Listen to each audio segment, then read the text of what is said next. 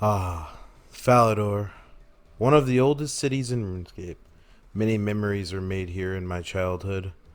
However, with Falador being one of the oldest cities in this 20-year-old game, it's gone through a number of changes.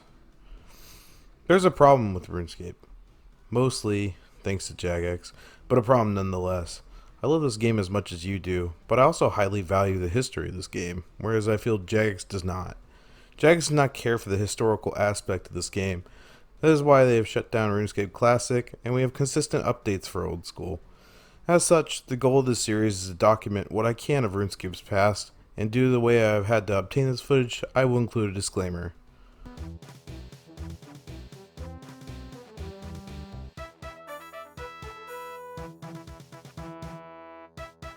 Today, we're going to be taking a look at the full history of Falador, from its inception to where it stands in Old School RuneScape today.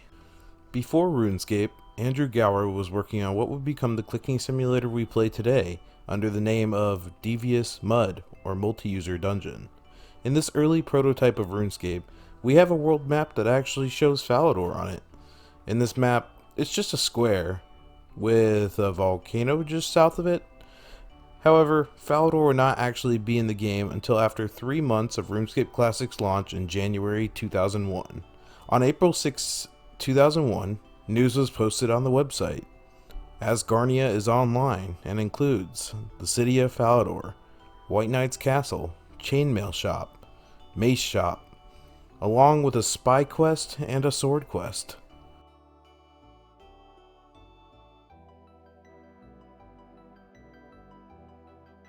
Fast forward to December 1st, 2003.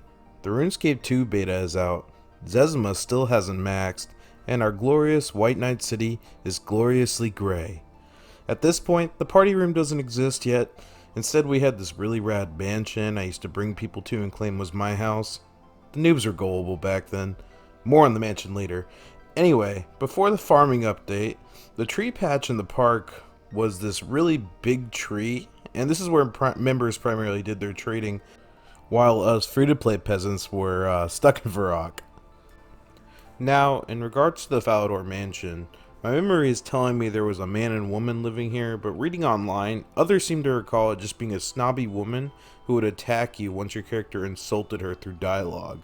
Some of this sounds very familiar to me, but this was 15 years ago. This mansion was cool, featuring one of the only bathtubs in RuneScape. It also had a cooking range, but other than that, it was just decor. And now, disaster strikes. The first objectively bad update to Falador. Again, this is my opinion, but on 20th February 2006, a news post titled Updates, Updates, and More Updates was posted. In it was this. Those of you logging into the Asgarnian region will also notice quite a change. As part of our commitment to improving the graphical feel of the game, we bring you the next phase of our area improvement scheme. This time we focus on the White Knight Castle, Falador, the Barbarian Village and Dark Wizard's Tower, and Draenor Manor. Ooh, spooky. We hope you like it. Well, Jagex, I don't. I don't like it. But call it rose-tinted goggles, that's right. February 20th, we got White Falador. Afterwards, the massacre occurred. I won't get into that one much since it's been so well documented. But after that, we got one more terrible update before we get to where we are today. Back in Classic, Jagex added the party room to Sears Village. Players could gather here for traditional drop parties until RuneScape 2 came, which brought the more fun version with balloon popping. There it stayed until July 24th, 2007, when the King's Ransom quest came out. This is actually just a mere 2 weeks before the snapshot Old School RuneScape is based off of.